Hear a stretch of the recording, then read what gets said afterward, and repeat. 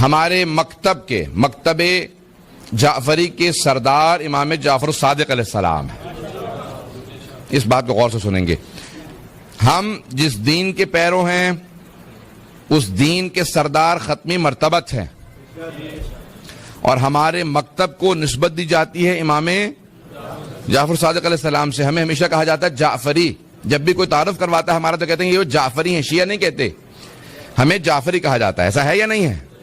جب بھی ہمارا تعارف ہوتا ہے, اہل بیت کے ماننے والوں کا تعارف ہوتا ہے, تو وہ جعفری کہہ کے تعارف کروایا جاتا ہے. کیونکہ مذاہب اربعہ اسلام میں حنفی ہیں, مالکی ہیں, حنبلی ہیں, شافعی ہیں.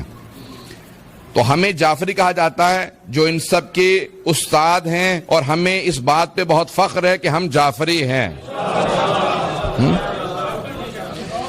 امام ابو حنیفہ شاگرد ہیں امام صادق علیہ السلام کے, 2 سال شاگرد رہے ہیں, اور انہوں نے خود فرمایا کہ لولا السنتان لہلک نعمان. اگر 2 سال نعمان ابن ثابت نے, امام ابو حنیفہ کا نام, ابو حنیفہ کنیت ہے, نام ہے نعمان ابن ثابت, وہ خود کہتے ہیں کہ اگر میں نے 2 سال امام صادق کی شاگردی میں نہ گزارے ہوتے تو میں ہلاک ہو جاتا. یہ جملہ نیا نہیں ہے آپ لوگوں کے لیے. تو آپ فرماتے ہیں کہ لولا السنتان لہلک نعمان ہلاک ہو جاتا اگر 2 سال چھٹے امام کی شاگردی میں نے نہ گزارے ہوتے. تو وہ کہتے ہیں جو کچھ آج میرے پاس ہے وہ امام صادق کی شاگردی کا نتیجہ ہے. جو کچھ ہے امام ابو حنیفہ کے پاس, جو امام اعظم کہلاتے ہیں, وہ کہتے ہیں جو کچھ ہے میرے پاس وہ امام صادق علیہ السلام کی شاگردی کا نتیجہ. آواز تو آ رہی سب لوگوں کو؟ عزیزان گرامی, دوسرے امام ہیں ان کے امام مالک ابن انس, یہ بھی شاگرد ہیں. امام ابو حنیفہ صرف 2 سال شاگرد رہے ہیں, امام مالک کئی برس شاگرد رہے ہیں. امام شافعی امام مالک کے شاگرد ہیں, تو وہ امام جعفر صادق علیہ السلام کے شاگرد ہیں. امام احمد بن حنبل امام شافعی کے شاگرد ہیں, تو وہ امام صادق کے شاگرد ہیں. پتہ نہیں سلسلہ واضح ہے یا نہیں. تو جتنے بھی ائمہ ہیں, فقہ کے امام ہیں, وہ سب کے سب یا امام کے مستقیماً یا غیر مستقیماً شاگرد ہیں. آج جتنے مسلمان ہیں وہ سب کے سب مرہون منت ہیں امام صادق آل محمد کے. وہ سب کے سب ممنون ہیں, مرہون منت ہیں صادق آل محمد کے. اگر امام صادق علیہ السلام دوبارہ مکتب کی آبیاری نہ کرتے, فقہ کی تعلیم نہ دیتے, تو آج دنیا کے اندر فقہ نہ ہوتا. توجہ ہے؟ میں تھوڑی سی آج علمی گفتگو کرنا چاہ رہا ہوں. میں نے 4 دن مقدمہ بنایا, لیکن آج بہت سے چہرے نئے نظر آ رہے ہیں, پریشان بھی ہوں, لیکن میں پیش کروں گا اسی کڑی کو آگے بڑھاتے ہوئے. تو انشاءاللہ مجھے امید ہے کہ سب لوگ اس سے استفادہ کریں گے, سب کی توجہ میرے ساتھ رہے گی. تو اب امام علیہ السلام کے سب شاگرد ہیں. امام مالک جو بہت قابل ہیں, جنہوں نے حکم دیا کہ ہاتھ کھول کے نماز پڑھو. پوچھا کہ امام ابو حنیفہ کہتے ہیں ہاتھ باندھ لو, تو آپ کیوں کہتے ہیں ہاتھ کھول کے نماز پڑھو؟ کہا وہ کوفے کے رہنے والے ہیں, میں مدینے کا رہنے والا ہوں. میں مدینے کا رہنے والا ہوں. مدینے والوں نے پیغمبر کو دیکھا ہے, ان سے پوچھا تو ان سب نے بتایا پیغمبر ہاتھ کھول کے نماز پڑھتے تھے. تو الموطا میں انہوں نے لکھا اس لیے میں ہاتھ کھولنے کا حکم دیتا ہوں. امام مالک نے کہا کہ ہاتھ کھول کے نماز پڑھو. امام ابو حنیفہ نے بھی واجب نہیں کہا, وہ کہتے ہیں بہتر ہے ہاتھ باندھنا, واجب نہیں ہے. توجہ ہے یا نہیں ہے؟ تو عزیزان گرامی, اب امام صادق علیہ السلام نے حکم دیا حضرت زرارہ کو کہ نہیں, ہاتھ کھول کے نماز پڑھنی ہے. ہماری موجودہ نماز جو ہے وہ حضرت زرارہ ابن اعین, یہ 6 یا 7 بھائی ہیں, اپنے والد کے ساتھ 5ویں امام کے پاس پڑھنے آتے تھے, اور وہیں سے چھٹے امام کے پاس بھی بیٹھ جایا کرتے تھے. بہت جوان تھے, حافظہ بہت اچھا تھا. امام نے ان کے سینے پہ ہاتھ رکھ کے انہیں دعا دی تھی. باقر العلوم نے ان کے سینے پہ ہاتھ رکھ کے دعا دی.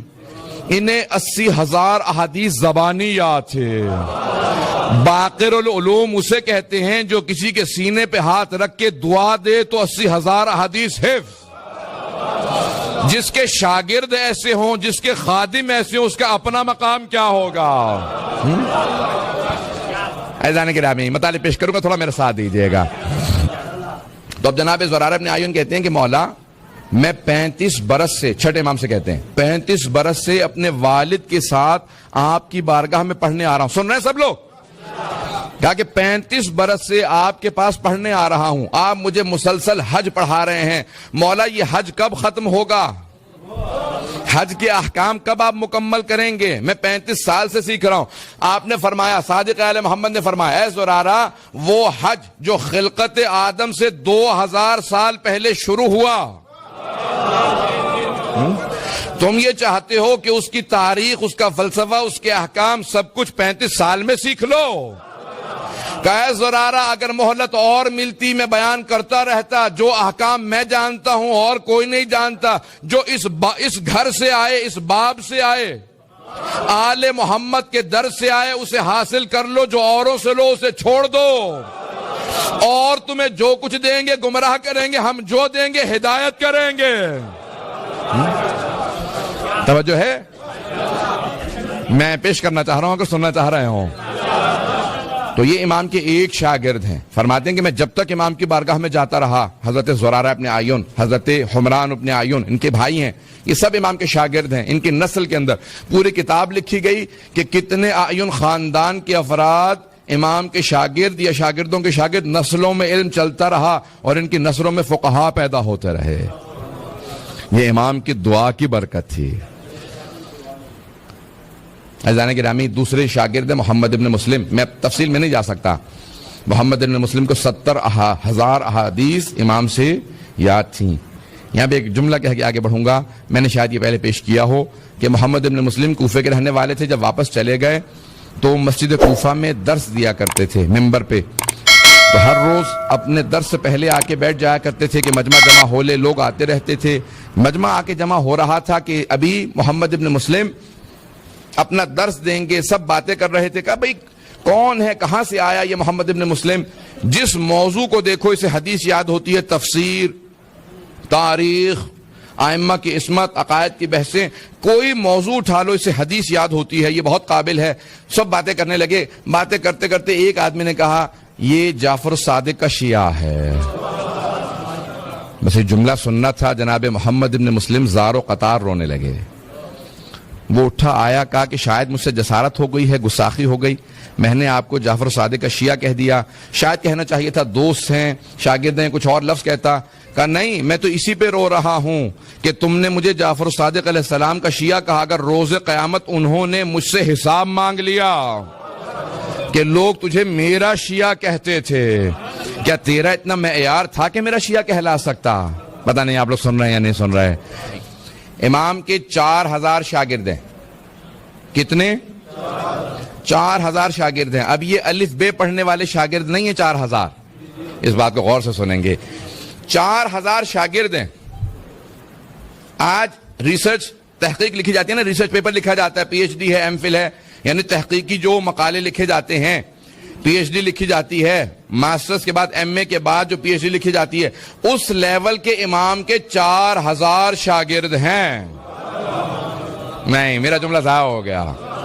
نہیں، غور سے سنیں گے. عزیزان گرامی، میں لندن کی یونیورسٹی میں پی ایچ ڈی کرنا چاہ رہا تھا. میں نے وہاں پہ کہا کہ میرا یہ موضوع ہے، اس موضوع پہ میں پی ایچ ڈی کرنا چاہتا ہوں. انہوں نے کہا ہمارے پاس کوئی سپروائزر نہیں ہے اس موضوع پہ. اتنا بڑا ڈپارٹمنٹ ہے، اتنی بڑی فیکلٹی ہے آپ کے پاس، اتنے پروفیسرز ہیں، ایک آدمی آپ کے پاس سپروائز کرنے کے لیے نہیں. ریسرچ تو تحقیق تو میں نے لکھنی ہے، صرف سپروائز کرنا ہے اسے. توجہ، اسے صرف سپروائز کرنا ہے، تحقیق تو میں لکھوں گا. انہوں نے کہا نہیں، ہمارے پاس اس موضوع پہ کوئی ایسا محقق موجود نہیں ہے جو سپروائز کر سکے پی ایچ ڈی کو. توجہ ہے؟ اتنی بڑی یونیورسٹی جہاں 20,000 سے زیادہ اسٹوڈنٹ موجود ہیں، ایم اے کے، بی اے کے، پی ایچ ڈی کے، اتنے زیادہ ڈپارٹمنٹس ہیں، فیکلٹیز ہیں. توجہ ہے؟ اور ہر ڈپارٹمنٹ میں، ہر فیکلٹی میں کئی پروفیسر ہیں. پڑھانے والے بھی سینکڑوں کی تعداد میں، پڑھنے والے ہزاروں کی تعداد میں. کئی موضوعات پڑھائے جا رہے ہیں، پھر بھی سب کی تسکینیں قلب نہیں ہو رہی، علمی آبیاری نہیں ہو رہی. لیکن ہمیں فخر ہے اپنے امام پہ کہ ایک پڑھانے والا، 4000 پی ایچ ڈی کرنے والے. ان کی صلاحیتیں کم تھی، امام کے پاس بیان زیادہ تھا.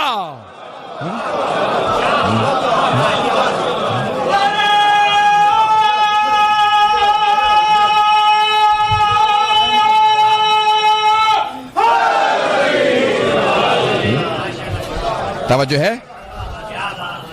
ایک امام علیہ السلام پڑھانے والے، 4000 پڑھنے والے. ان 4000 کی صلاحیتوں سے متعلق عزیزان گرامی سنیں گے، غور سے سنیں گے. ایک نام ہے آپ نے سن رکھا ہوگا، جابر ابن حیان. نام سن رکھا ہے؟ موجودہ کیمسٹری کا بابا آدم کہا جاتا ہے. اور مجھے کسی نے شک میں ڈالا کہ نہیں انہوں نے صرف مقالات لکھے تھے, بعد میں لوگوں نے کسی اور نے ڈیولپ کی ہے. ابھی ایک دوست ہیں پاکستان ہی سے تعلق ہے ان کا, اور راجگان میں سے انہوں نے ابھی برطانیہ میں ایوارڈ حاصل کیا ہے سب سے زیادہ ایم اے کرنے پہ. برطانیہ میں سب سے زیادہ ایم اے اس شخص نے کیے ہیں, 10 ایم اے کر رکھے. توجہ ہے لوگوں کی؟ راجہ فرحت حسین 10 ایم اے حاصل کرنے کے بعد, 10 ایم اے ہیں اس نوجوان کے پاس, اور برطانیہ میں اس کو ایوارڈ ملا ہے کہ اس نے سب سے زیادہ برطانیہ میں نئے مضامین میں ایم اے کیے ہیں. توجہ ہے؟ میرے ساتھ توجہ رکھیں. 10 ایم اے کیے ہیں. اب اس نے ایک جو ابھی تحقیق لکھی ہے وہ حضرت جابر بن حیان پہ پوری کتاب لکھی ہے. وہ کتاب چھپی, کتاب میرے پاس موجود ہے, کہ جتنے موجودہ رائج سائنس کے علوم ہیں اگر ان سب کے بانیان کو دیکھا جائے تو سارے کے سارے مسلمان ہیں. توجہ ہو. برطانیہ کی لائبریری ہے, برٹش لائبریری لندن کے اندر بہت بڑی لائبریری ہے. اگر ساری کتابیں زمین پہ لگا دی جائیں تو کئی 100 میل تک صرف کتابوں کی لائن ہوگی. وہاں پہ بہت سے خطی نسخے اوریجنل کتابیں موجود ہیں, آج بھی اس لائبریری کے اندر کتابیں موجود ہیں. جناب جابر بن حیان کی جو پہلی کتاب ہے کیمسٹری کے اوپر, کیمیا پہ, علم کیمیا پہ, وہ وہاں موجود ہے. انہوں نے اپنے تحقیق میں وہ صفحہ بھی لکھا, وہ صفحہ چھاپا ہے. کہا کہ میں فوراً لائبریری گیا, میں نے کہا مجھے جابر بن حیان کی وہ کتاب عربی کی چاہیے, تو اس پہ انتساب لکھا تھا, ڈیڈیکیشن, انتساب. تو جناب جابر نے عربی زبان میں لکھا تھا کہ میں اپنی تمام کی تمام اس تحقیق کو اپنے مولا اور اپنے آقا, اپنے استاد جعفر ابن محمد الصادق علیہ السلام کی طرف انتساب دیتا ہوں.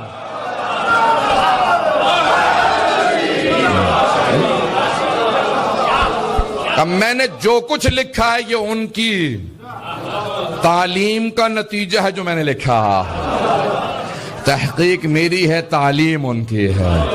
یہ ایک شاگرد ہے جس کے 4000 ایسے شاگرد ہوں. پتہ نہیں توجہ ہے یا نہیں ہے؟ علم کلام میں امام کے شاگرد, فقہ میں امام کے شاگرد, دوسروں کے بھی جتنے اساتید ہیں امام ہیں وہ امام کے شاگرد. جب امام مالک سے پوچھا گیا کہ آپ بتائیے آپ نے جعفر صادق کو کیسا پایا؟ کہا میں جب بھی ملنے گیا میں نے انہیں 3 حالتوں میں دیکھا, یا نماز پڑھ رہے تھے, یا روزے سے تھے, یا قرآن پڑھ رہے تھے. 3 حالتوں سے باہر نہیں ہوتے تھے. کہا عجیب و غریب کیفیت تھی. جب بھی جاتا تھا ان کی بارگاہ میں, کہا میں نے روئے زمین پہ نہ دیکھا, نہ پڑھا, نہ سنا اتنا قابل, اتنا فاضل, اتنا اتقا, اتنا ازہد, اتنا افضل, اتنا اکرم جتنا کہ جعفر صادق علیہ السلام.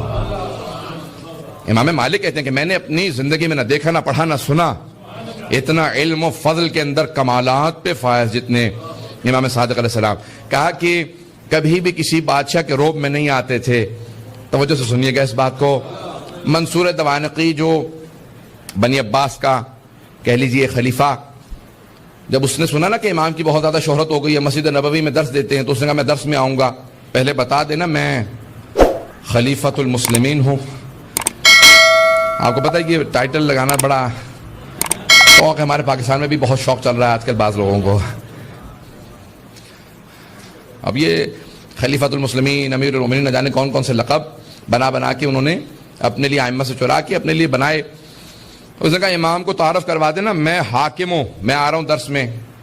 کہا کہ مولا وہ منصور دوانقی درس میں آئے گا. امام نے کہا اس کے آنے سے کیا ہوگا, جو میں نے پڑھانا میں وہ پڑھاؤں گا. امام ممبر پہ تھے, وہ آ کے ایک مرتبہ امام کے سامنے بیٹھا. جیسے سامنے بیٹھا امام نے رخ پھیر لیا اور دائیں طرف رخ کر کے پڑھانے لگے. وہ اٹھ کے دائیں طرف امام کے سامنے آ کے بیٹھا, امام نے بائیں طرف رخ کر لیا. وہ اٹھا بائیں طرف آ کے بیٹھا. پھر ایک مرتبہ کہا کیا بات ہے, آپ توجہ نہیں دیتے, میں آپ کا امیر ہوں. توجہ آپ توجہ نہیں دیتے, میں آپ کا امیر ہوں, میں اس وقت حاکم ہوں. امام نے کہا سن, اگر تیری امارت کو مانتا تو میں ممبر پہ تیری اجازت کے بغیر نہ آتا. میں تجھے نہ مانتا ہوں نہ تجھے تسلیم کرتا ہوں. کہ یہ آپ کو بات بہت مہنگی پڑے گی. امام نے کہا تو جو کرنا چاہتا ہے کر لے, میں خدا کی بارگاہ میں سرخرو ہوں. بات کو سنیں گے, اگر بات کو غور سے سنیں گے سب لوگ. امام نے کہا میں خدا کی بارگاہ میں سرخرو ہوں. اس نے فوراً جانے کے بعد دربار میں کہا کہ مجھے اس کے مقابلے میں ایک اور امام بنانا ہے. لوگوں نے کہا کس کو لے کے آئے گا, اتنا کوئی قابل ہوگا تو اس کے مقابلے پہ آئے گا. اور اس نے کہا قابلیت کی ضرورت نہیں ہوتی, نہیں صرف سوائے مولانا کہ کسی نے لطف نہیں لیا اس جملے کا. سب کی توجہ ہو میرے ساتھ, میں جملہ پیش کر رہا ہوں. اس نے خود کہا, اس نے کہا کہ مشہور ہونے کے لیے, مقبول ہونے کے لیے قابلیت کی ضرورت نہیں ہوتی, پروپیگنڈے کی ضرورت ہوتی ہے. کیسے کیسے لوگوں کو اہل بیت کے مقابلے میں لا کے, نہیں کیسے کیسے لوگوں کو لا کے مقبول کر دیا گیا پروپیگنڈے کے ذریعے. کہا کہ ایک کو ایسا تلاش کرو ان کے مقابلے میں لے کے آنا چاہتا ہوں, کوئی ایسا جو امام بن سکے, میں اس کو امام بناؤں گا.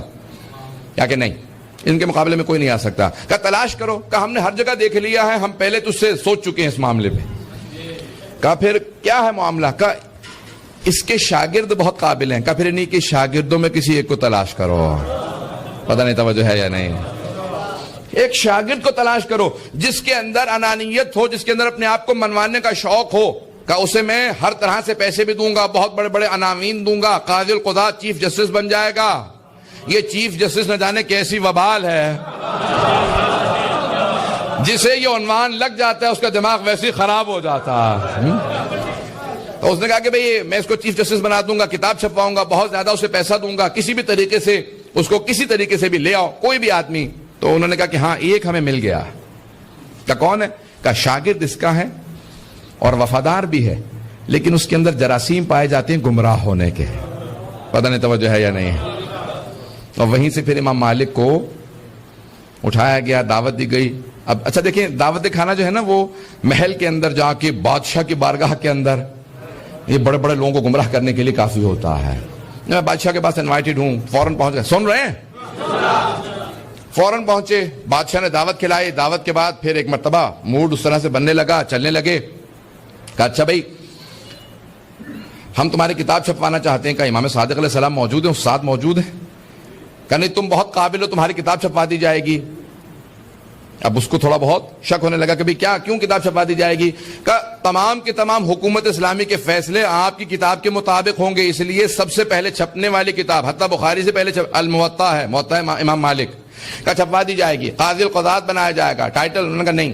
کہا امام صادق کے مقابلے میں اپنا فقہ رائج کرو. کہا نہیں ان کے مقابلہ نہیں کروں گا. ایسا نہیں ہے کہ فوراً چلے گئے, اٹھ کے واپس آ گئے. آہستہ آہستہ ان کو بار بار بلایا گیا, بار بار ان کو دوبارہ آہستہ آہستہ اس راستے پہ چلایا گیا کہ آپ کو امام کے مقابلے میں اپنا فقہ رائج کرنا ہے. اس نے کہا اچھا پھر اگر یہ ٹائٹل بھی مل جائیں, کتاب کے متعلق یہ ہو جائے, میرا لقب یہ لکھا جائے تو میں تیار ہوں. عزیزان گرامی, انسان بعض اوقات امام کے مقابلے میں آ جاتا ہے اگر نفس کی اصلاح نہ کرے. اپنے نفس کی اصلاح بہت ضروری ہے. توجہ ہے؟ کوئی بات بری تو نہیں لگ رہی ہے؟ میں کہہ رہا ہوں کہ یہ تاریخ ایسی ہے, ہماری اتنی تلخ تاریخ ہے مسلمانوں کی, کہ انسان جتنا دیکھتا چلا جائے گا اتنا ہی پشیمان اور شرمندہ ہوتا چلا جائے گا. اتنے قابل ہوتے ہوئے انہوں نے فوراً ایک راستے سے گمراہی کا اپنے لیے سامان کر لیا. امام نے بلا کے تنبیہ بھی کی کہ باز آ جا, اس کا تجھے بہت نقصان ہوگا. لیکن مولا کتاب چھپ رہی ہے, میں نے زیادہ تر کوشش کی ہے کہ آپ کے نظریات کے مطابق ہو. امام نے کہا سارے نظریات اولاً میرے نہیں ہیں, دوسرے جتنی تو نے لکھی ہے بات تیری صلاحیت سے بالاتر ہے, لکھتا میری بات ہے, نام اپنا رکھتا ہے.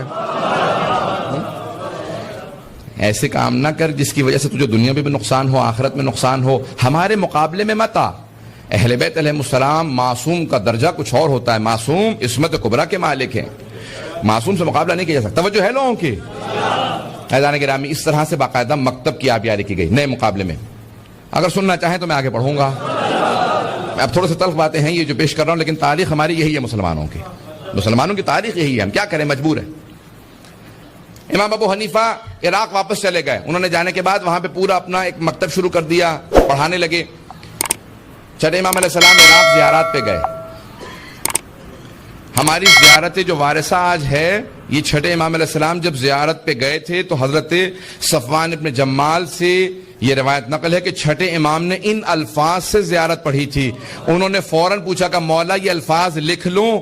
امام نے کہا لکھ کے مجھے دکھا دے تاکہ میں تصحیح بھی کر دوں. الفاظ آگے پیچھے نہ کرنا, صرف معصوم سمجھتا ہے دوسرے معصوم کو مخاطب کیسے کرنا. پتہ نہیں توجہ ہے یا نہیں ہے. پھر امام نے زیارت عاشورہ لکھوائی, دعائے علقمہ لکھوائی. یہ ساری جناب صفوان جمال سے زیارات ہیں. سب کی توجہ ہو میرے ساتھ. حضرت صفوان جمال کہتے ہیں امام آئے, امام نے باقاعدہ زیارات کا بتایا, کون سی زیارت کہاں پہ ہے, کس مقام پہ کس طرح سے بیٹھنا, کہاں پہ کون سی نماز پڑھنی ہے. توجہ ہے.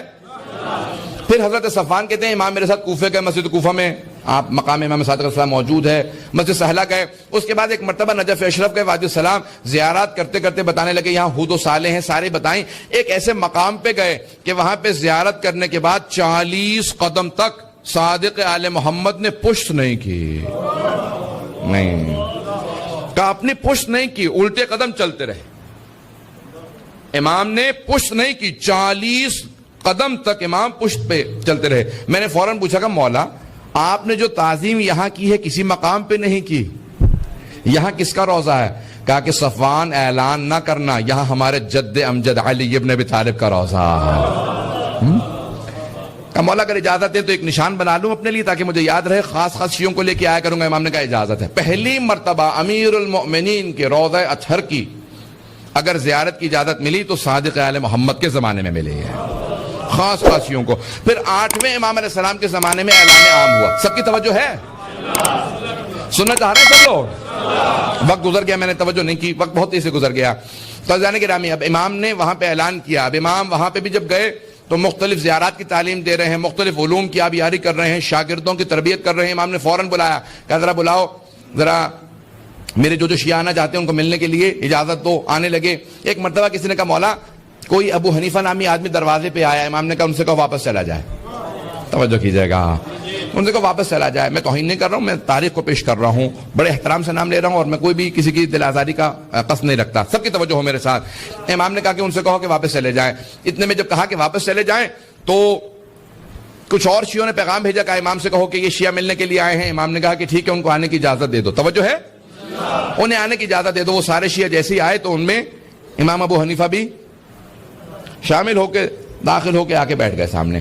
جیسے ہی آ کے بیٹھے تو امام نے ابھی کچھ کلام نہیں کیا تھا کہ ابو حنیفہ نے فوراً امام سے سوالات شروع کر دیے اور کہا کہ یہاں پہ کوفے کے اندر بہت سے لوگ بڑے بڑے صحابہ کی توہین کر جاتے ہیں, اعلان کرتے ہیں, آپ حکم دیں, فتویٰ دیں کہ یہ سب کے سب باز آ جائیں. امام نے کہا نہیں, نہ میں حکم دوں گا, نہ فتویٰ دوں گا, اور نہ روکوں گا.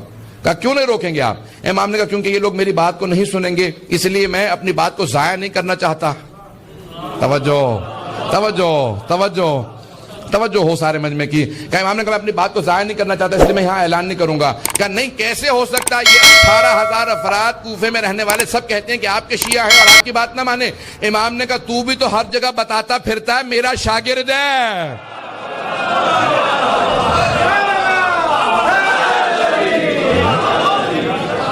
تو ہر جگہ بتاتا پھرتا میرا شاگرد ہے, میرا ماننے والا ہے, کیا تو میری بات کو مانتا ہے؟ کہاں میں آپ کی باتوں کو مانتا ہوں, ہمیشہ میرے متعلق کہتے رہتے میں باتوں کو نہیں مانتا. امام نے کہا بھی میں نے تجھے اجازت دی تھی اندر آنے کی.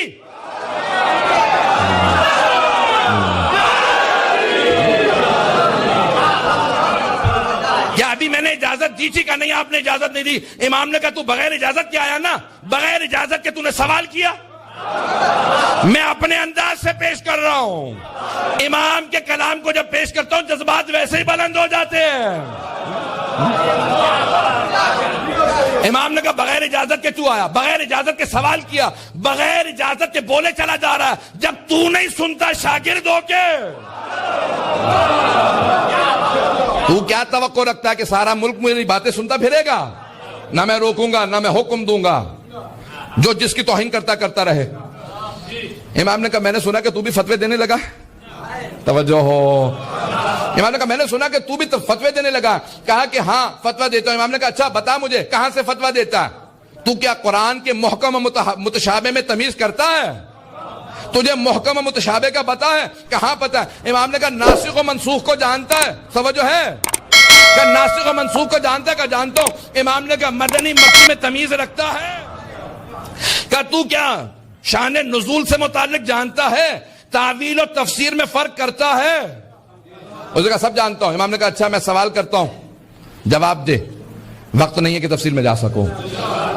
امام نے ایک مرتبہ سوال کیا, اس نے کہا ایک اور سوال کر لیجیے, یہ والا جواب میرے ذہن میں نہیں ہے. بہت لمبا مناظرہ کئی صفحات کا, اگر پیش کروں تو آدھا گھنٹہ لگے گا. اور وقت نہیں ہے. آخری صرف سوالات پیش کر دوں گا, وقت نہیں ہے. اس کو پڑھیں, پورا مولا کا مناظرہ تفصیل سے پڑھیں تاکہ واضح ہو امام کا مکتب کیا. امام نے کہا بتا یہ آیات, ان آیات کا جواب دے. اس نے کہا نہیں جانتا. ایک اور سوال کر لیں. امام نے دوسرا سوال کیا قرآن کی آیات سے, کہا نہیں جانتا. تیسرا سوال کیا, کہا نہیں جانتا. امام نے 5 سوال کیے, کہا نہیں میں قرآن اتنا نہیں جانتا. توجہ ہو, میں قرآن اتنا نہیں جانتا, حدیث بہت مجھے محکم و مضبوط ہے, ہزاروں احادیث یاد ہیں. امام نے کہا اچھا ذرا اپنے حدیث کے حساب سے اس مسئلے کو بتا, پیغمبر نے یہ حدیث کہاں پہ کہی تھی. میرے اس وقت ذہن میں نہیں ہے, دوسری حدیث پوچھ لیں. امام نے ایک اور حدیث پوچھ لی, جب 5 حدیث پوچھ لی. اس نے کہا نہیں حدیث اس وقت ذہن میں نہیں ہے.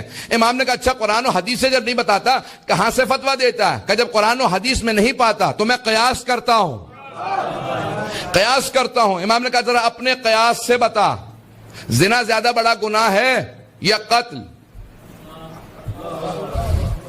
اس نے کہا قتل زیادہ بڑا گناہ ہے. امام نے کہا اچھا یہ بتا, اگر تو قیاس کو صحیح مانتا ہے اور کہتا ہے کہ قتل زیادہ بڑا گناہ ہے, تو قتل میں اللہ نے 2 گواہ مانگے ہیں, زنا میں 4.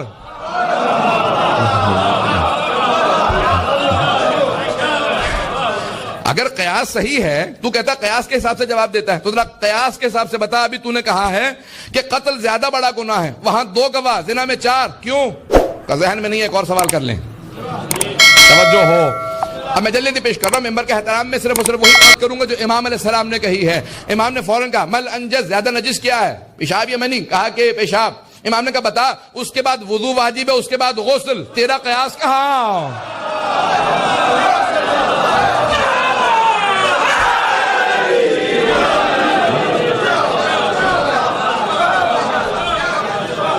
امام نے قیاس سے متعلق اتنے سوالات کیے. امام نے کہا بتا اپنے قیاس کے حساب سے, قرآن و سنت کو نہ دیکھنا, قیاس کے حساب سے ذرا بتا نماز افضل ہے یا روزہ؟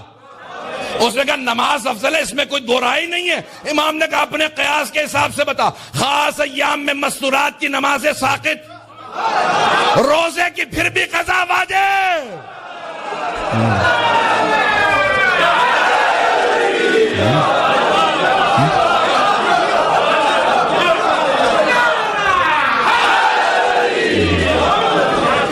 توجہ ہے. امام نے کہا ایک اور مسئلہ پوچھ لوں؟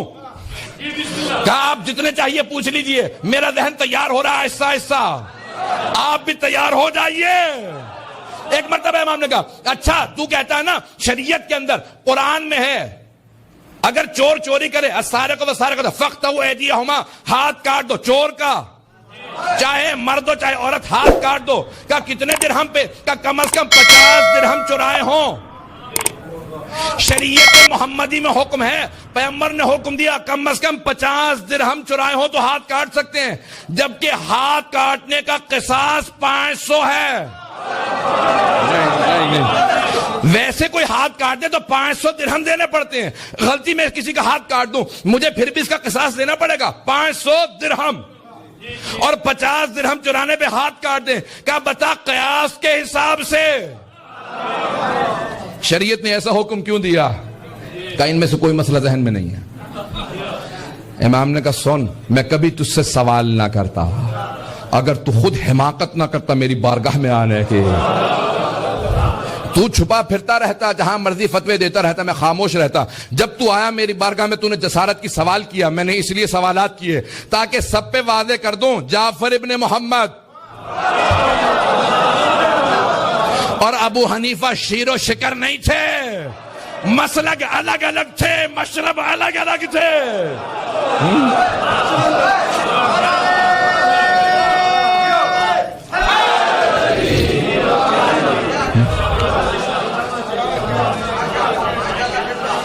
کہا اب میں آپ کی ہر بات مانوں گا. میں نہیں کہہ رہا ہوں, میں پہلے ہی سے تابع ہوں. اس نے کہا میں آپ کی ہر بات مانوں گا, آپ جو کہیں گے میں آپ کی بات مانوں گا. امام نے کہا تو جھوٹ کہتا ہے, تو نہیں مانے گا. توجہ سے سنیے گا. امام نے کہا تو یہاں سے اٹھ کے جائے گا, سن اذا افتیت, اگر تو فتویٰ دیتا ہے تو ہلکت و اہلک, تو خود بھی ہلاک ہوگا, اور جو تیری پیروی کرے گا اسے ان سب کو ہلاک کر دے گا. کہا آج سے آپ سے وعدہ, آج کے بعد سے فتویٰ نہیں دوں گا. امام نے کہا جھوٹ کہتا ہے, دنیا کی محبت تیرے دل میں اتنی رچ بس چکی ہے, تو یہاں سے اٹھ کے باہر جائے گا, پھر میری توہین کرے گا, پھر کہے گا فتویٰ دوں گا. کیا نہیں؟ ایک مرتبہ اٹھ کے باہر گیا, سارے کہنے لگے مولا اتنی تنبیہ کی اثر ہوگا؟ امام نے کہا جو کہہ چکا وہ سامنے کہا, پیچھے سے نہیں. توجہ, میں نے پیچھے نہیں کہا, اس کے سامنے اس کے منہ پہ کہا میں جانتا ہوں یہی کچھ ہوگا.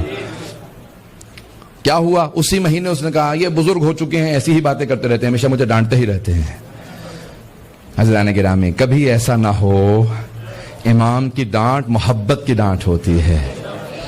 کہیں ایسا نہ ہو کہ انسان امام علیہ السلام کا بغض اپنے دل میں رکھ لے, نفرت رکھ لے. جتنے مکتب ہیں وہ اپنی اپنی دوبارہ اصلاح کریں کہ ہم آیا آل محمد کے تابعدار ہیں یا نہیں. پتہ نہیں بات واضح ہو رہی یا نہیں ہو رہی. توجہ ہے لوگوں کی میرے ساتھ؟ وقت گزر رہا ہے, میں تھوڑا سا وقت لینا چاہ رہا ہوں. عزیزان گرامی, امام علیہ السلام واپس آئے, آنے کے بعد شاگردوں کی تربیت کو جاری رکھا. 4000 شاگرد. امام سے پوچھا کہ مولا آپ کے 4000 شاگرد ہیں, حسین ابن علی کے 72 ماننے والے تھے, انہوں نے قیام کیا تھا یزید کے خلاف, آپ بنو عباس کے خلاف قیام کیوں نہیں کرتے؟ امام نے کہا یہ جو 4000 میرے ہیں نا, حسین کے 72 جیسے نہیں ہیں. شاگرد ہیں کہ ان میں بہت کم ایسے ہیں جیسے وہ 72 تھے. اس نے کہا نہیں مولا, سفر لگا مولا کو اس نے ٹوکا. اس نے کہا نہیں مولا ایسا نہیں ہے, ان 72 جیسے ان 4000 میں بہت سے ہیں. امام نے مسکرا کے دیکھا. امام نے کہا اچھا ذرا تو کوئی مثال دے دے, کون ہے کوئی ایک آدھی مثال دے. اس نے کہا میں خود. توجہ ہے, واقعہ آپ کو سنا ہوا ہے. اس نے کہا میں خود ان 72 جیسا ہوں جو کربلا میں گئے تھے. امام نے کہا اچھا ان جیسا ہے؟ سامنے دیکھ رہا ہے تندور ہے, ذرا اس میں کود جا. اس نے کہا مولا میرے چھوٹے چھوٹے بچے ہیں, میرے پہ رحم کھائیں آپ. امام نے کہا بس میں یہی کہہ رہا تھا. کہ کیا مطلب؟ یعنی وہ کربلا میں جو آنے والے تھے ایسے تھے؟ امام نے کہا نہیں, اس سے بھی بالا تر تھے. اتنے میں حضرت ہارون مکی آئے. امام نے یہ نہیں کہا کہ بحث اس سے چل رہی ہے, ہارون مکی کا کیا ربط ہے. امام نے فوراً ان کا تعارف کروایا. کہا ہارون مکی. کہا مولا حکم. کہا سامنے تندور دیکھ رہے ہو؟ کہا جی مولا. کہا اس میں کود جاؤ. انہوں نے یہ نہیں کہا کہ مولا بحث اس سے ہے, میرا قصور کیا ہے. کہا مولا آپ کا حکم ہے, یہی تندور میرے لیے جنت ہے. فوراً کودے اور صرف چھلانگ نہیں لگائی بلکہ وہ جو اس کا ڈھکنا تھا نا وہ فوراً اپنے ہاتھ سے بند کر لیا. ہاتھ سے ڈھکنا بند کر دیا. امام نے فوراً وہ جو سوال کرنے والا تھا کہا ایسے کتنے ہیں؟ کہا ایسے تو 20 بھی نہیں ہوں گے اس مدینے میں, آپ کے شاگردوں میں ایسے 20 بھی نہیں ہوں گے. امام نے کہا مجھے ایسے اگر 20 بھی مل جائیں تو میں قیام کروں گا. کہا ایسے 20 بھی مل جائیں. اب امام نے کہا اور بتا, وہ فلاں میرا ایک صحابی شاگرد بہت پریشان تھا, کہاں ہے آج کل, اس کی حالت کیسی ہے, اس کے بچے بیمار تھے, اب وہ بہت پریشان کہ امام سوالات کر رہے ہیں, اس کو کوئی جواب نہیں آ رہا. کہ مولا مجھے تعجب ہے آپ پہ کہ آپ نے قریبی ترین اپنا ایک شیعہ مار دیا, اسے تندور میں دھکیل دیا, چھلانگ لگانے کے لیے کہہ دیا, اور آپ کو کوئی پرواہ ہی نہیں ہے, نہ پریشانی, نہ کوئی آپ کے چہرے پہ پسینہ کیا. ایک میرے ہاتھوں آدمی مارا گیا. امام نے کہا تجھے ابھی بھی معرفت نہیں ہوئے, تو ابھی بھی بے معرفت ہے, ذرا میرے ساتھ آئے. امام آگے بڑھے, اپنے ہاتھ سے ڈھکنا ہٹایا. جیسے ہی ڈھکنا ہٹایا تو دیکھا وہ آگ گلزار بن چکی تھی, وہ سب پھول بن چکے تھے. ایک مرتبہ امام نے کہا ہارون مکی باہر آ جاؤ. کہا مولا یہ کیسے ہوا؟ اس نے سوال دوبارہ کیا. کہا یہ کیسے ہو گیا؟ امام نے کہا اگر ابراہیم اذن پروردگار سے نمرود کی آگ میں چلا جائے تو آگ گلزار ہو جائے, یہ تو صادق آل محمد کی آگ تھی.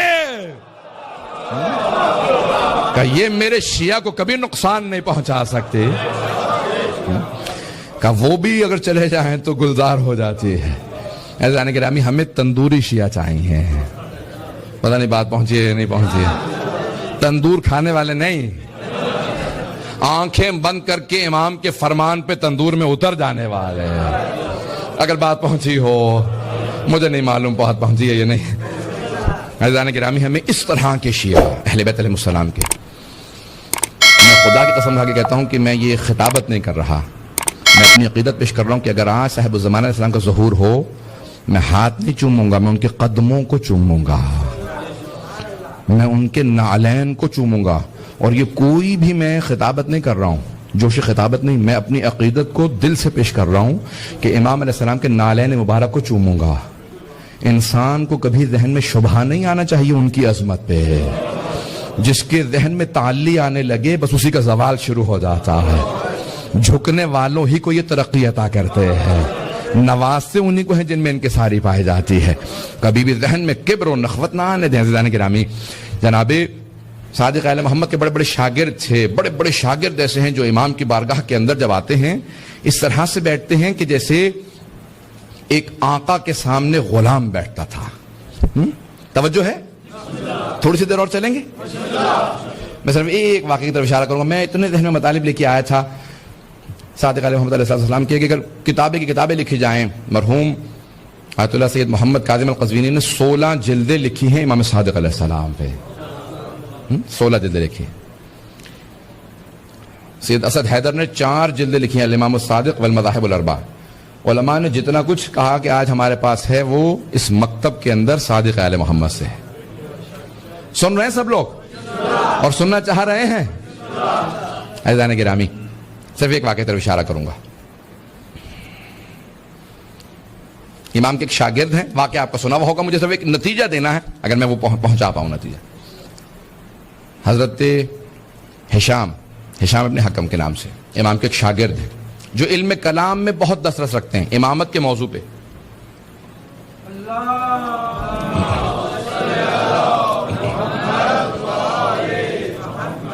امامت کے موضوع پہ ان کو بہت مہارت ہے۔ امام نے ان کو بے انتہا دعائیں دی ہیں۔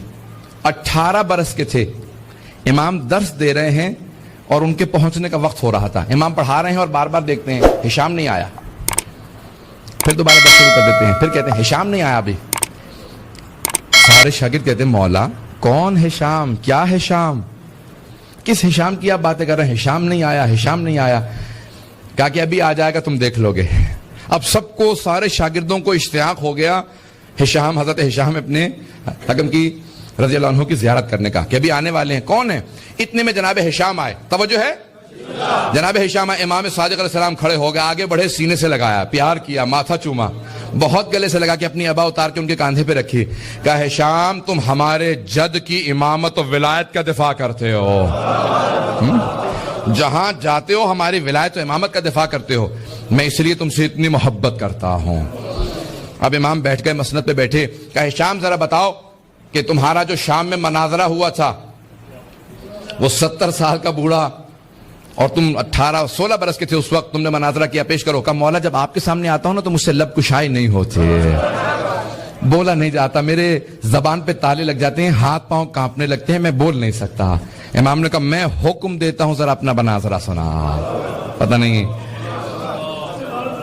کیسا امام کا عاشق ہوگا کہ امام سننا چاہ رہے ہیں اس نے میرا دفاع کیسے کیا۔ پتہ نہیں توجہ ہے یا نہیں ہے؟ سننا چاہ رہے ہیں؟ مناظر آپ کے ذہنوں میں، مجھے صرف اشارہ کرنا اور آگے بڑھ جاؤں گا، سب کے ذہنوں میں ہے۔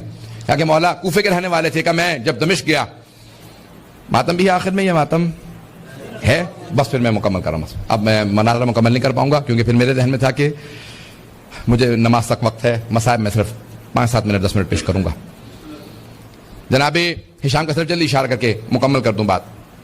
جناب ہشام نے کہا کہ میں جب شام پہنچا دمشق تو ایک مرتبہ عامر ممبر پہ بیٹھا ہوا تھا اور ممبر پہ بیٹھے بیٹھے کلام کرتے کرتے اس نے کہا جو پوچھنا ہے پوچھ لو اس سے پہلے کہ تم مجھے کھو دو۔ کہا جیسی اس نے یہ کہا تو میں نے کہا کہ ارے یہ میرے مولا امیر المومنین کا لقب ہے، قول ہے، اس نے کیسے جرأت کر دی کہ سلونی قبل ان تفقدونی، جو پوچھنا پوچھ لو اس سے پہلے کہ تم مجھے کھو دو۔ کہا میں فوراً کھڑا ہوا، کہا کہ شیخ میں کچھ سوال کرنا چاہتا ہوں، اجازت ہے؟ کہا بیٹا جو سوال کرنا چاہتے ہو کر لو۔ نوجوان داڑھی بھی ان کی پوری نہیں آئی تھی، انہوں نے کہا کہ آپ کی آنکھیں ہیں؟ کہ یہ کیسا سوال ہے، جب تجھے نظر بھی آ رہا ہے میری آنکھیں ہیں پھر پوچھ رہا ہے آنکھیں ہیں؟ کہ حضور میں بچہ ہوں، نادان ہوں، ایسے ہی سوال کروں گا۔ آپ بہت ہی زیادہ قابل ہو گئے ہیں کہ آپ سلونی کے دعوے کرنے لگے ہیں، پتہ نہیں توجہ ہے یا نہیں؟ آپ بہت زیادہ قابل ہو گئے نا، سلونی کے دعوے کرنے لگے ہیں۔ میں بچہ ہوں، میں ایسے نادان ہی سوال کروں گا، جواب دینا ہے تو جواب دیجئے، نہیں تو کہہ دیجئے سلونی کا دعویٰ آپ کو زیب نہیں دیتا۔ پتہ نہیں بات پہنچی نہیں پہنچی؟ انہوں نے کہا ہاں میری آنکھیں ہیں۔ کہا بتائیے آنکھوں سے کیا کرتے ہیں؟ کہا آنکھوں سے دیکھتا ہوں۔ کہا زبان ہے؟ کہا ہاں زبان ہے۔ کہا زبان سے کیا کرتے ہیں؟ کہا چکھتا ہوں۔ کہا ناک ہے، ہاں کیا کرتے ہیں؟ سونگتا ہوں. کان ہے، ہاں کیا کرتے ہیں کانوں سے؟ کہا سنتا ہوں. ہاتھ ہے، ہاں ہاتھوں سے کیا کرتے ہیں؟ کہا محسوس کرتا ہوں. کہا آپ کا دماغ ہے؟ کہا دماغ ہے، بالکل ہے. کہا اچھا بتائیے دماغ سے کیا کام کرتے ہیں؟ کہا جب آنکھیں دیکھتی ہیں نا تو دماغ تصدیق کرتا ہے دیکھا وہی ہے. دماغ تصدیق کرتا ہے جو دیکھا وہی دیکھا، کچھ اور نہیں دیکھا. دھوکہ نہیں ہے آنکھوں کو، دماغ تصدیق کرتا ہے. زبان جب چکھتی ہے تو دماغ تصدیق کرتا ہے، ناک جب سونگتی ہے دماغ تصدیق کرتا ہے، کان جب سنتے ہیں دماغ تصدیق کرتا ہے، ہاتھ جب محسوس کرتے ہیں دماغ تصدیق کرتا ہے. کہ اچھا تو آپ مجھے یہ بتانا چاہ رہے ہیں کہ آپ کے اس 6 فٹ کے وجود کے اندر آپ کا دماغ اس وجود میں امامت کا کام کرتا؟ نہیں نہیں نہیں. آپ کے اس وجود میں آپ کا دماغ امامت کا کام کرتا ہے. آنکھیں دیکھ لیں کافی نہیں ہے، امام بتائے گا صحیح دیکھا ہے. زبان چکھ لے، چکھنا کافی نہیں، امام بتائے گا، دماغ امام ہے وہ تصدیق کرے گا. کہ آپ کے اس وجود کو امام کی ضرورت ہے. اور یہ اتنی بڑی کائنات، یہ نظام کیسے چل سکتا ہے جب تک اللہ کی طرف سے کوئی امام چلانے والا نہ ہو؟ یہ امامت کا نظام چل رہا ہے. عزیزان گرامی، امام نے ان کو اپنی آبادی اور ان کو نوازا، کہا کہ ہمیشہ جب بھی جانا میری ولایت کا دفاع کرنا. اور پھر ان کے مناظر بہت زیادہ ہیں، میرے پاس وقت نہیں ہے. 5 سے 7 منٹ آپ کو زحمت دوں گا. منصور دوانقی نے رات کا وقت تھا، امام جعفر صادق کے گھر کو آگ لگوا دی.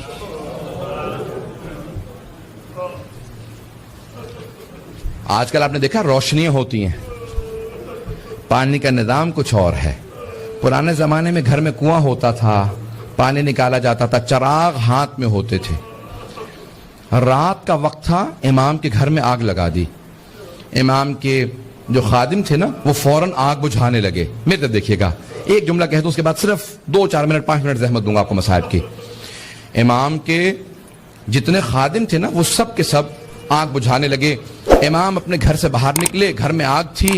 باہر نکلنے کے بعد نہ جانے صحن میں کیا دیکھا، ایک دیوار سے ٹیک لگا کے بیٹھ گئے اور زاروں قطار رونا شروع کر دیا. امام روتے جاتے تھے، خادم آگ بجھا رہے تھے. ایک خادم رکا، فوراً دوڑتا ہوا امام کی بارگاہ میں آیا. کہ مولا کیا بات ہے، نہ آپ آگ بجھانے میں مدد کر رہے ہیں، نہ گھر سے باہر جا رہے ہیں، ایک طرف بیٹھ کے روتے چلے جا رہے ہیں. مولا کیا بات ہے، مجھے سمجھائیے کیوں اتنا رو رہے ہیں؟ کہا کہ مجھے شام غریبہ یاد آ گئی، مجھے شام غریبہ یاد آ گئی. کہ مولا اس وقت شام غریبہ کیوں یاد آئی ہے؟ مولا نے اپنے خادم کو مخاطب کر کے کہا تو دیکھ رہا ہے میری بیٹیاں سر پہ برقعے سنبھالے، کبھی صحن میں اس طرف سے ادھر جاتی ہیں، کبھی ادھر سے ادھر جاتی ہیں، کتنی پریشان ہیں. جب میں نے اپنی بیٹیوں کو صحن میں دوڑتے دیکھا مجھے میری پھپھیاں یاد آ گئیں. کہا مولا کیوں؟ کہا نہ میرے جد حسین سر پہ موجود تھے، نہ میرے چچا عباس موجود تھے، نہ علی اکبر سنبھالنے کے لیے تھے، نہ قاسم، اور سید سجاد میرے دادا بیمار پڑے تھے. جب خیموں میں آگ لگی ہر بی بی تڑپنے لگی، کبھی اس خیمے سے اس خیمے میں، کبھی اس خیمے سے اس خیمے میں. کہا جب ایک مرتبہ سارے خیمے جل گئے، امام سجاد کے خیمے میں آئے. مولانا پیش کر چکے، میں شام غریبہ نہیں پڑھوں گا. کہا مجھے شام غریبہ یاد آ گئی. عزیزان گرامی، میں صرف 2 روایات پیش کرنا چاہ رہا تھا. پہلے مولا نے کہا مجھے شام غریبہ یاد آ گئی. دوسرے، جب ایک مرتبہ عاشور کا دن تھا، امام کے گھر کے اندر عجیب و غریب عالم ہے، امام بیٹھ کے رو رہے ہیں. اتنے میں کچھ شیعہ آئے. کہا مولا کیا بات ہے، اتنے محزون ہیں؟ کہا حکومت اعلان نہیں کرتی آج عاشورہ ہے، میرے جد حسین کی مجلس کا دن ہے. وہ جو شیعہ آئے تھے ان میں سے ایک نے کہا کہ مولا آپ کو مجلس کریں گے؟ امام نے کہا ہاں. کہا تمہارے بابا مرثیہ کہہ دیا کرتے تھے، اشعار کہتے تھے، تم بھی شعر کہتے ہو؟ کہا ہاں مولا. کہا میرے جد حسین کی شان میں کوئی شعر کہا ہے؟ کہا جی مولا. کہا ذرا کچھ مصائب کے اشعار سنا دو. آپ بھی دوڑے پڑتے ہیں نا. امام نے کہا ہاں ذرا کوئی مصائب کا بند سنا دے. کھڑا ہوا پڑھنا چاہتا تھا، امام نے کہا رک جا، ابھی نہ پڑھنا. ایک مرتبہ ایک امام نے خادم سے کہا ذرا یہاں پردہ کھینچ دے. پردہ کھینچا گیا. امام نے خادمہ کو آوازی ذرا میری ماں سے کہنا مجلس میں آ جائے. امام کی والدہ کا نام جانتے ہیں نا سب، حضرت ام فروا. سب جانتے تھے امام کی والدہ حضرت ام فروا ہے. امام نے خادمہ کو آواز, میری ماں سے کہہ دے میرے جد کی مجلس ہو رہی ہے, مجلس میں آ جائیں. میری بیٹیوں کو آواز دے دو, میری بہنوں کو بلا دو. سب پردے کے پیچھے آ کے بیٹھ گئے. امام نے کہا اب مصائب شروع کر دے. اس نے مصائب پڑھنا شروع کیا. جب مصائب پڑھ رہا تھا, روایت کے الفاظ میں نے خود پڑھی ہے, مستند روایت ہے, بڑے بڑے علماء فقہا سے سنی ہے.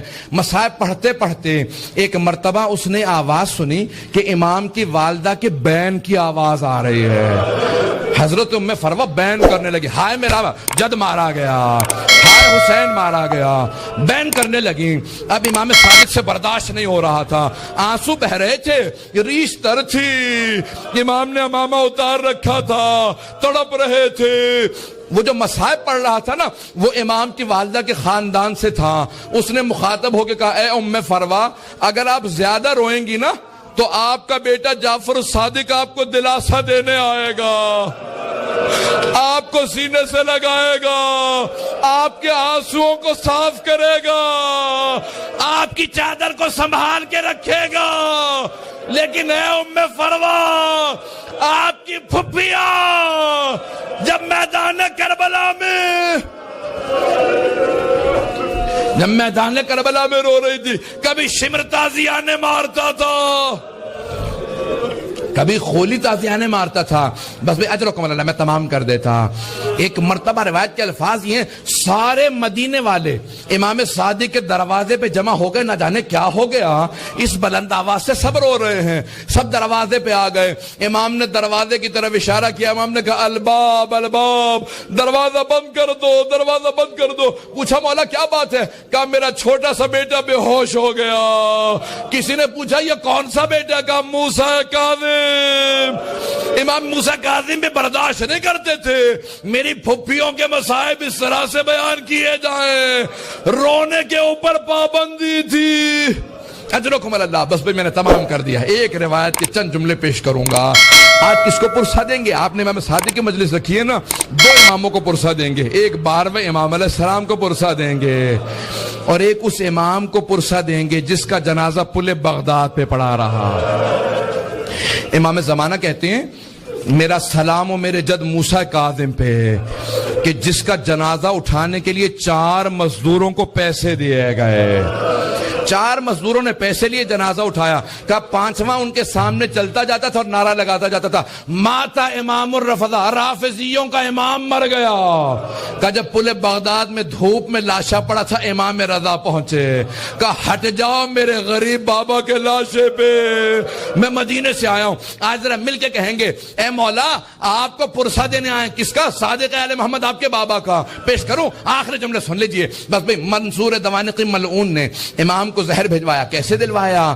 جب ایک مرتبہ سادات حسنی کو گرفتار کرنے لگے, 60 سے زیادہ ایک مرتبہ سادات کو گرفتار کیا. امام کے کان میں آواز پڑی, محلہ بنی ہاشم اکٹھے تھا نا, سارے بنی ہاشم اکٹھے رہتے تھے. امام کے کانوں میں آواز گئی, کہا ارے ان سادات حسنی پہ اتنے پہلے ظلم ہو چکے ہیں, دوبارہ انہیں قید کیوں کیا جا رہا ہے؟ امام اپنے گھر سے باہر نکلے, سر پہ امامہ نہیں تھا, پاؤں میں نالین نہیں تھے, بڑی تیزی سے آگے بڑھتے ہوئے امام نے روکنا شروع کیا. کہا رک جاؤ. سب کے ہاتھوں میں زنجیریں تھی, پاؤں میں بیڑیاں. بنی عباس کی فوج تھی, سب کو دستگیر کر کے گرفتار کر کے لے جا رہی تھی. امام نے کہا رک جاؤ, امام حسن مجتبیٰ کی نسل پہ بڑے ظلم ہوئے ہیں.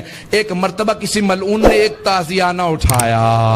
تازیانہ اٹھانا تھا, امام کی پشت پہ تازیانہ مارا. امام کا کرتا چاک کیا اور دوبارہ 2-3 تازیانے مارے. امام زمین پہ آئے. اس وقت امام بزرگ تھے, بس میں اس سے زیادہ نہیں پڑھ سکتا. امام نے پلٹ کے ایک مرتبہ ایک جملہ کہا کہ ہم نہیں چاہتے ہمارے جد کے حرم میں خون بہایا جائے, اس لیے ہم اپنے شیعوں کو جنگ کی اجازت نہیں دیتے. تم اس بات کا ناجائز فائدہ اٹھاتے ہو. ایک مرتبہ کسی نے کسی تازیانے کے اندر زہر ملایا, بس امام کا جو زخم تھا اسی زخم کے اوپر تازیانہ لگا. امام نے آواز دی, مجھے میرے گھر واپس لے جاؤ. ایک مرتبہ سارے بیٹوں نے اٹھایا, امام کو گھر لے گئے. اب میرے طرف دیکھیے گا, میں آخری جملہ پیش کر رہا ہوں, میں نے مصائب تمام کر دیا. مولا آپ کے بیٹے آپ کو اٹھا کے گھر لے آئے. ایک بیٹا بار بار رخسار پہ رخسار کو رکھتا تھا, بار بار کہتا تھا میرے بابا کو پانی پلا دو ذرا, مولا کربلا میں آ کے دیکھے. ایک ایک 72 کے لاشیں اٹھا کے لانے والا بھوکا پیاسا ذوالجناح کی پشت سے زمین پہ آ رہا ہے. الا لعنت اللہ علی القوم الظالمین وسیعلم الذین ظلموا ای منقلب ینقلبون.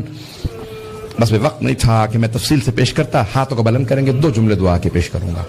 پروردگارا, واسطہ امام جعفر الصادق کے اس تابوت کا بڑی تعظیم سے اٹھایا گیا. ہزاروں کا مجمع تھا, سب کاندھا دینا چاہتے تھے. ہاتھوں پہ تابوت چل رہا تھا. ایک مرتبہ جنت البقیع تک پہنچا. امام موسیٰ کاظم علیہ السلام نے بڑی تعظیم سے شان و شوکت سے کہا, ہٹ جاؤ, میرے دادا کے پہلو میں میرے بابا کی قبر کو تیار کرنا. بڑی تعظیم سے قبر مطہر میں اتارا گیا. میرا دل کہتا ہے کہ امام صادق بہت رو کے کہتے ہوں گے, اے میرے بیٹے موسیٰ کاظم, آج بڑی تعظیم سے مجھے تو دفنا دیا, لیکن میری نگاہوں میں آج بھی میرے جد حسین کا لاشا ہے کہ میرے دادا سید سجاد لاشے کے ٹکڑوں کو کیسے جمع کر رہے تھے. پروردگارہ, سید الشہداء کی عظمتوں کا واسطہ, امام صادق کی عظمتوں کا واسطہ, دنیا میں امام زمانہ کا ظہور میں تعجیل فرما, ظلم کا خاتمہ فرما, داعش کو طالبان کو غارت فرما, آل سعود کو آل یہود کو غارت فرما, مومنین کی حفاظت فرما. ربنا تقبل منا انک انت السمیع العلیم بحق محمد وآلہ الطیبین الطاہرین.